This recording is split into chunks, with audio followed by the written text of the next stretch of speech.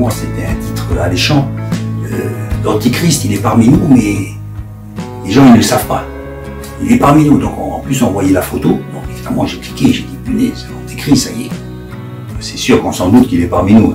Peut-être c'est quelqu'un qui va sortir de l'eau tôt ou tard. On voit par-ci par-là. Bon, donc j'ai cliqué. Et en fait, rien de tout ça. La photo aussi est trompeuse. Parce que c'est pas la photo de l'Antéchrist. C'est une photo qu'il a mis, je sais pas, il est sur nous, cette photo. Par la suite, en regardant la vidéo, on voit à la fin qu'il parle de l'Antéchrist, oui, c'est-à-dire c'est soi-même. Tout ce qui prend la place de Christ, c'est l'Antéchrist, ça on le savait. Donc, vous voyez, c'est un peu une pub trompeuse. Hein, c'est pour attirer les clics. Mais on peut s'étonner que ce genre de méthode soit appliquée dans le milieu chrétien. Donc j'ai fait part au site qui hébergeait sa vidéo, hein, c'est-à-dire Média 31, c'était le seul site auquel j'étais abonné. Pas de réponse. Au bout d'un moment, toujours pas de réponse. Donc on peut quand même se poser la question sur ce genre de site chrétien, qui notamment nous demandait de l'aider au niveau de la traduction. Donc je me suis empressé justement, mais ça tombe bien, je vais vous aider à démasquer un peu ou à voir peut-être que vous avez mal traduit en français. Pas de réponse. Donc je me suis désabonné évidemment, ce qui ne m'empêche pas de regarder ces vidéos de Média 31 parce qu'il y a toujours malgré tout de bonnes vidéos. Une autre de ces vidéos, hein, juste pour voir. Et le titre aussi pareil, hein, un peu ronflant.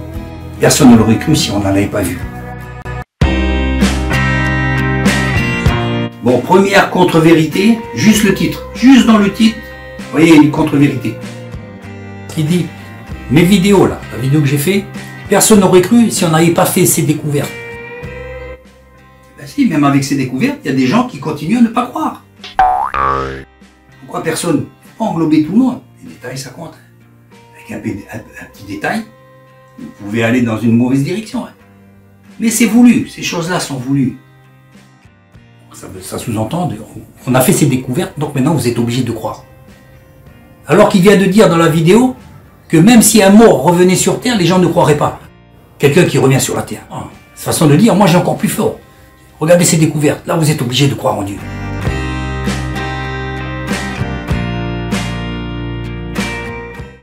Deuxième contre-vérité, quand il dit que Jésus aurait dit que ils m'ont vu crucifié. Et s'ils me voyaient ressusciter, les gens ne croiraient pas en moi. Jésus n'a jamais dit ça. Mais c'est Abraham qui le dit quand le mauvais riche est venu en enfer. Il lui dit que même si les gens revenaient d'entre les morts, les gens sur terre ne croiraient pas. Donc cette phrase est attribuée à Abraham et non à Jésus-Christ. Et maintenant, la troisième contre-vérité. Dit que Jésus est apparu aux gens, aux personnes. Mais pas du tout. Jésus est apparu uniquement à ses disciples. C'est différent. Jésus est apparu à Céphas, puis aux 12 apôtres. Ensuite, il est apparu à plus de 500 frères à la fois. Toujours des frères, des apôtres, des disciples. Ensuite, il est apparu à Jacques et à tous les autres apôtres. Voilà la chronologie. Au moment, il est mention d'apparaître à Monsieur Tout-le-Monde.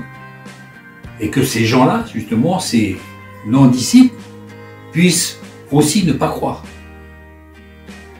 Donc, il suffit simplement de lire la Bible et de la prendre telle qu'elle. Il ne faut pas extrapoler, broder et faire des histoires, des allégations, des suppositions. Et évidemment, on peut faire des films. D'ailleurs, c'est ce qu'on voit avec les films de Jésus. Il y en a tellement de différents, complètement différents. Et ils parlent tous de Jésus. Il faut s'en tenir aux textes qui sont mentionnés dans la Bible. C'est plus que de l'extrapolation. C'est quand même prendre des versets qui n'existent pas. Carrément. Et pourtant, ces vidéos, c'est vrai qu'elles sont pleines de vérité, pleines d'encouragement. Donc la troisième vidéo que je vous montre, hein, c'est Escort Girl. C'est des filles qui ont rencontré le Christ, nous disons une prise de conscience en boîte de nuit le 31 décembre 2015. Comme par hasard, c'est deux filles différentes. J'ai regardé la vidéo pour voir si c'était pas la même maquillée différemment. Apparemment, ce sont deux filles différentes qui ont rencontré le Christ en boîte de nuit en décembre, le 31 décembre 2015. Comme par hasard. Ah, toi aussi, je sais pas, ils se sont donné le mot, ou alors elle a témoigné, quelqu'un dans la salle a dit, mais moi aussi c'est pareil le 31 décembre. Il faudrait chercher plus loin, parce qu'on ne sait pas, peut-être qu'il y a d'autres filles ou d'autres garçons qui le 31 décembre 2015 ont eu une révélation en boîte de nuit.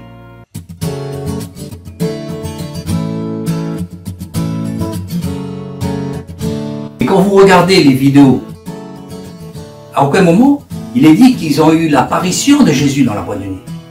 Une apparition, c'est une apparition. C'est Jésus qui se révèle à sa vue, à leur vue. Et il n'en est aucunement question. Ils ont juste eu une prise de conscience en boîte de nuit de l'éphémérité de leur vie, de se demander si, voilà, demain ils n'allaient pas mourir. Ils ont senti vraiment que leur vie n'était que du néant, qu'il fallait changer. Mais il n'y a pas eu d'apparition du Christ. Donc les gens ils se demandent si vraiment ils ont eu une vraie conversion. Parce que quand on est converti, on ne peut pas mentir à ce point-là dans un titre de vidéo.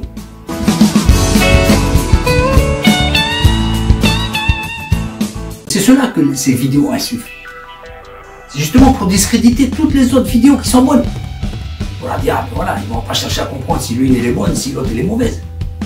Quand ils vont voir ce genre de truc, ils disent, mais purée, mais s'ils mentent sur le titre de la vidéo, automatiquement on peut se poser la question si leur conversion est vraiment bonne, est vraiment vraie, est vraiment réelle.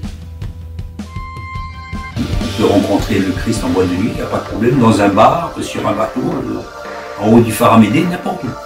On emploie aujourd'hui des méthodes qui sont employées dans la publicité. Ça pose problème. On peut très bien chanter des cantiques, avoir des témoignages et se permettre d'autres choses à l'extérieur. Et sans, je pense, aucune prise de conscience. Parce qu'ils ont adhéré mentalement, intellectuellement, avec une sorte de tradition chrétienne. Il suffit de suivre le mouvement, hein. Quand on chante, on se met debout, on se met debout. On lit la Bible, ben ouais, on va ouvrir la Bible. Et voilà, l'esprit a été fractionné. Allez hop, on va pas faire trop long. Moralité, on peut faire des très beaux sermons, des très beaux témoignages et ne pas rester dans la vérité. Ouais. Vous vous rappelez quand le Christ était dans le désert, il a rencontré le prince de ce monde, le roi du mensonge. Et lui, vous savez, c'est un champion du sermon, un expert de la séduction. Ils n'ont pas reçu l'amour ni la volonté de se maintenir dans la vérité. Ce qui leur compte, c'est de déformer, de magnifier la vérité. C'est le buzz, de faire mousser, de faire baver l'auditoire, écarquiller les yeux et faire cracher les postillons. Merci d'avoir regardé ces vidéos. N'oubliez pas de partager, de commenter, de mentionner. Et surtout restez dans la vérité. Je vous souhaite bonne route avec le Seigneur. Continuez à méditer, prier et lire la parole. À la revoyure.